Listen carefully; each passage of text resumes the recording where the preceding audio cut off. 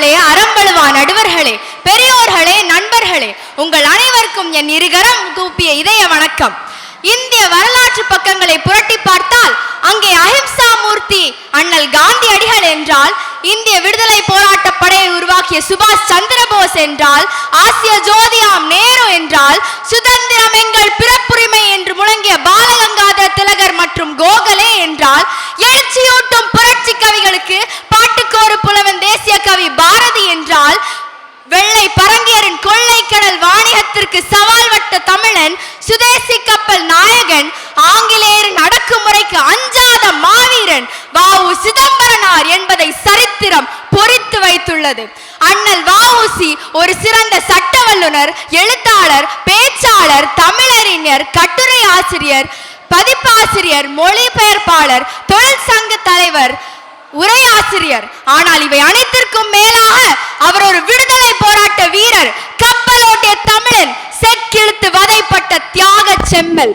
நினைவில் கொள்ளுங்கள், அவர் ஒரு வழக்கறிஞர். ஆனால் ஆங்கிலேயரின் கப்பல் நிறுவனத்திற்கு எதிராக சுதேசி கப்பல் இயக்கத்தை நடத்த துணிந்த லட்சியவாதி. நிதி வசதி இல்லாத போதும் பணக்காரன் முதல் பாமரன் வரை பங்குதாரர்களை இணைத்து 1906 முதல் 11 வரை அவர் நடத்திய சுதேசி கப்பல் இயக்கம் ஆங்கிலேயரை மிரட்டியது வரலாற்று உண்மை.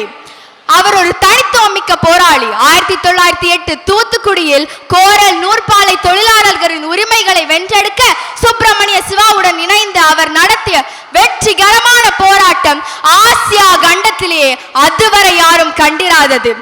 அன்றைய திருநெல்வேலி மாவட்ட ஆட்சியாளன் வின்ஸ் மிரட்டிய போது, சொந்த நாட்டில் பார்க்கடிமை செய்தே துஞ்சிட்டோம், இனி அஞ்சிடோம், வந்தே மாதரம் என்ற அஞ்சா நெஞ்சன் வ.உ.சி. எதிர்வினையாற்றியதாக பாரதி எழுதியுள்ளார். அதற்காக அவர் கைது செய்யப்பட்ட போது தூத்துக்குடியிலும் திருநெல்வேலியிலும் நடத்தப்பட்ட மாபெரும் வேலை நிறுத்த போராட்டம் பாருக்கு சொல்லும் அவர் யார் என்று. அவர் செய்த தியாகங்கள் மலையினும் மான பெரிது. ஏழைகளுக்கு இலவசமாக வழிகாட்டியவர், மூடப்பட்ட ஆலை தொழிலாளர்களின் வறுமை போக்க இல்லாத நகைகளை ஈந்தவர், செல்வர்களை தேடி சென்று நிதி உதவி பெற்று தொழிலாளர் தோழர்களின் பசி போக்கியவர், சுதேசி கப்பல் மூலம் வருமானம் ஈட்ட பங்குதாரர்கள் சொன்ன யோசனையை புறந்தள்ளியவர், செக்கிழுத்தல், வெஞ்சரை வாசம் போன்ற சித்திரவதைகளும் அவரது விடுதலை வேட்கையை சிறிதும் குறைக்க முடியவில்லை. மாறாக வெள்ளை ஏகாதிபத்தியத்திற்கு எதிராக வீறு கொண்டு எழச் செய்தது.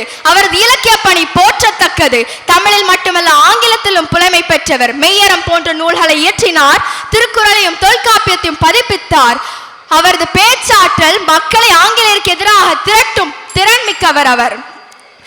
அவர் ஒரு தியாக சுடர். செல்வத்தில் பிறந்து புரட்சியாளனாய் வாழ்ந்து வறட்சியில் மறந்த தியாகத்தின் திருவுருவமான வ.உ. சிதம்பரனார் நமக்கு அடித்த வழியில் நடந்து